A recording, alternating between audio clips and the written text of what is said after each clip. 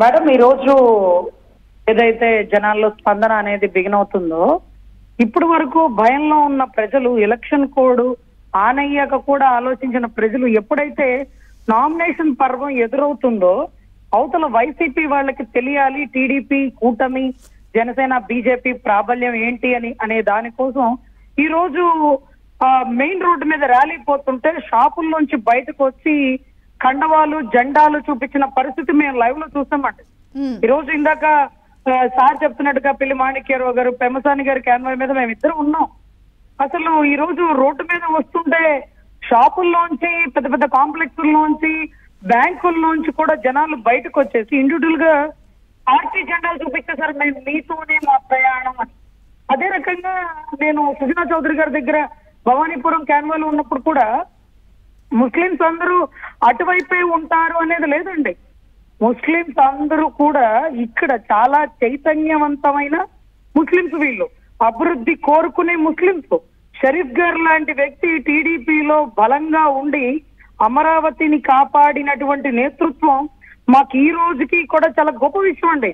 మా కళ్ళకి మా అమరావతికి చంద్రబాబు గారు ఎట్లానో షరీఫ్ గారు కూడా అట్లనే అంటున్న అమరావతి రైతులు వీటన్నిటికంటే మించి గతంలో జలీల్ ఖాన్ గారి కూతురు నుంచున్నప్పుడు ఓడించి వెల్లంపల్లిని గెలిపించారంటే ముస్లింస్ అందరూ ముస్లింస్ వెనకాలే ఉండరండి.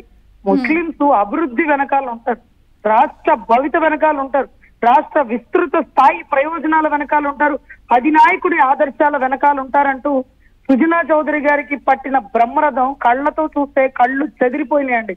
అక్కడ ఎవరు అభ్యర్థి అనేది ఎంతవరకు మాకే తెలియట్లేదండి. మా పోతుని మహేష్ నుంచో పెట్టారా పాపం, లేకపోతే అక్కడ ముస్లిం నాయకుడు నుంచో పెట్టారా అంటే మా పక్షాన ఏదైతే సుజనా చౌదరి గారి పక్షాన జలీల్ ఖాన్ వారు, లేకపోతే ఏవైతే మీరా గారు, అదే రకంగా బేగ్ గారు, వీళ్ళందరూ కూడా ముస్లింస్ అందరూ అభివృద్ధి కోరుకునే ముస్లింస్ చైతన్యవంతులండి. ఈ రోజు రాష్ట్రానికి రాజధాని వస్తే ఫస్ట్ డెవలప్ అయ్యే ఏరియా విజయవాడ వెస్ట్ అండి, వర్క్నగర్ ఇచ్చా. అసలు వ్యాపారాలు అంటే రీసెంట్ గా గోల్డ్ మెడల్ షాప్ ఓపెనింగ్ కి పిలుస్తారండి, ఒక పెద్ద బాలీవుడ్ స్టార్ ని పిలిచారు. ఆవిడ ఈ రోజు ఏంటి ఇంత పెద్దగా జరుగుతుందంటే రాజధాని వచ్చేస్తుంది, ప్రభుత్వం మారిపోతుంది, 4-5 బ్రాంచ్లు పెట్టేసుకుంటున్నామంటూ వర్తక వాణిజ్య వ్యాపార రంగాలు మొత్తం సిద్ధమైపోయినాయండి. ఈ రోజు నిరుద్యోగులకి నమ్మకం వచ్చేసింది, ఇక డిఎస్సి రిలీజ్ చేసేస్తారు, మేమందరం ఇక సిద్ధమైపోవచ్చు అని.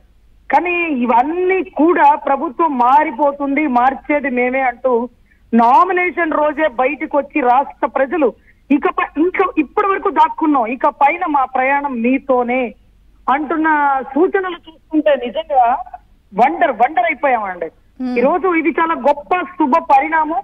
వైసీపీ ఓటమి అనేది నామినేషన్ లోనే విజయోత్సవ ర్యాలీగానే కనపడుతుందండి. ఇందాక మీరు చెప్పినట్టు సీన్ సితారే కాదు, సినిమా చూపిస్తామా అనే కొటేషన్ తో రాష్ట్ర ప్రజలందరూ జగన్మోహన్ రెడ్డి ఎలాగో జగన్ మామయ్య కాబట్టి జగన్ మామయ్య మీకు ఒక మంచి సినిమా చూపిస్తాం, ప్రజలు తిరగబడితే ఎలా ఉంటుంది, వారు వన్ సైడ్ అవుతుంది అంటూ ఈ రోజు ఇక ఎలక్షన్ పర్వం వాళ్ళ దగ్గరుండి చేపించగల సమర్థతతో ప్రజలు వచ్చేసారండి. ఇక మేము వాళ్ళని పురమాయించక్కర్లా, అమ్మ మీరు ఓటేయని చెప్పక, అమ్మ మేము ఓటేస్తామమ్మా, రాజధాని లేక దిక్కు లేక ఉద్యోగాలు లేక పిల్లలు బెంగళూరు చెన్నైలో పోతుంటే మాకు తెలియదా బాధ, మీకంటే మాకు ఎక్కువ అవసరం, మీరు నాయకులు ఓడిపోతే మళ్ళీ వెళ్ళి మీ వ్యాపారాలు చేసుకుంటారు, మా పరిస్థితి ఏంటి, ప్రజల పరిస్థితి ఏంటి, ఓటు విలువ మాకు తెలుసు, ప్రభుత్వాన్ని మార్చాల్సిన ఆవశ్యకత మీకంటే ఎక్కువ మాకే ఉంది.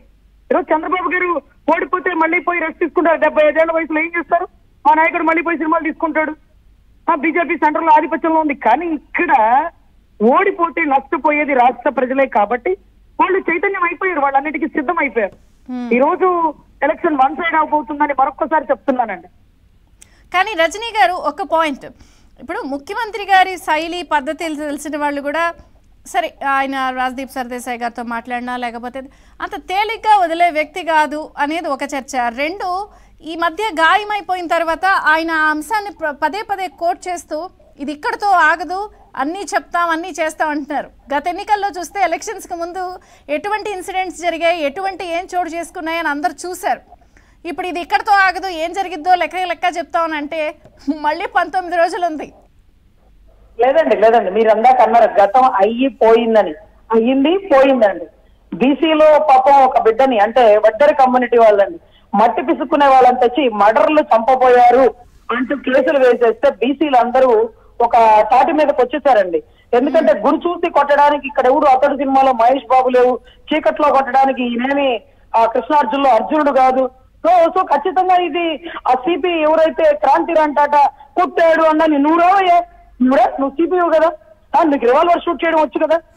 ఇదైతే కదిలే టార్గెట్ ని రీచ్ అవుతావా, కదలని టార్గెట్ ని రీచ్ అవుతావా, పరిగెత్తే టార్గెట్ ని రీచ్ అవుతావా? చీకట్లో గురి చూసి ఒక రాయితో ఇద్దరిని కొట్టడానికి నువ్వైనా బుల్లెట్ వాడుతావు, రాయి వాడడానికి నువ్వైనా విలువిచ్చకారంలో నువ్వు వచ్చి కొట్టు అంటూ కోర్టులో ముందే నేను మీడియా ముందే సవాల్ విసిరానండి. ఈ రోజు కృష్ణా నది భారతికి మట్టి మోసిన వాళ్ళని ఈ రోజు మర్డర్ కేసులో ఇరికిస్తే మా కృష్ణమ్మ ఊరుకోదు, మా కనకదుర్గమ్మ ఊరుకోదు. ఒక ఆయన బలయ్యాడు, ఈ కొండలో ఆ కొండ నాది అని. మళ్ళీ మీరు పోయి మా విజయవాడ పరిసర ప్రాంతాల్లో చేస్తున్నారు. ఈ రోజు ఒక సింహం పోయినందుకు గాను వెల్లంపల్లి గారు కన్ను పగిలిందా, మరి కన్ను ఉందా లేదా? ఒకసారేమో ఎడం కంటికి ట్యాగ్ వేస్తారు, ఇంకోసారేమో కుడి కంటికి ట్యాగ్ వేస్తారు. ఆ డాక్టర్లకు చెప్పాలి, సరిగా మర్చిపోతున్నారు. వీటన్నిటికంటే మించి కంటికి దెబ్బ తగిలినా, కంటి నరాలకి పైన దెబ్బ తగిలినా ఏ బుద్ధి తక్కువ బుద్ధి ఉన్న పాపం డాక్టర్ గారైనా ఒక సూచన ఇస్తారు, అయ్యా మీరు మాట్లాడకూడదు, మీరు బయటికి రాకూడదు, డస్ట్ పడకూడదు, మాట్లాడితే కంటి నరాలు దెబ్బతింటాయి అని. మళ్ళీ వెల్లంపల్లి గారు టప్ప ప్రెస్ మీట్లు పెట్టేస్తున్నారు. మరి కన్ను ఉంటుందో పోయిద్దో హ్యాండిక్యాప్డ్ కోటలో ట్రై చేస్తారేమో. దయచేసి పిచ్చి డ్రామాలు ఆపేసి రాజకీయంలో ఏం చేసాం, ఏం చేయబోయాం? సంక్షేమం. ఇంట్లో కూర్చున్న వివాహిత గృహిణి కూడా బీరువాలో డబ్బుల్ని ఎలా ఖర్చు పెట్టాలో చెప్పిద్ది, డబ్బులు సంపాదిస్తే తెలిసిద్ది. అంటే అభివృద్ధి చేయడం చేతగాని వాడు ఖజానాలో డబ్బులు దానికి కొంచెం దీనికి కొంచెం అంటూ కొంత అటిస్తూ కొంత గాలి మళ్లిస్తూ దారి మళ్లిస్తున్న వైనం రాష్ట్ర ప్రజలందరూ చూశారు. నొక్కితే బట్టలు నొక్కితే ఫ్యాన్ తిరిగిద్దేమో కానీ డబ్బులు పడట్లేదండి రాష్ట్ర ప్రజల ఖాతాలో. డివి శ్రీనివాస్ గారు, ఒకటి ఇందులో మీరు అన్నారు గాలి మళ్ళింది లేకపోతే ప్రజల నాడి చెప్తోంది, ఇవన్నీ ఒక ఎత్తు అయితే ఏవైతే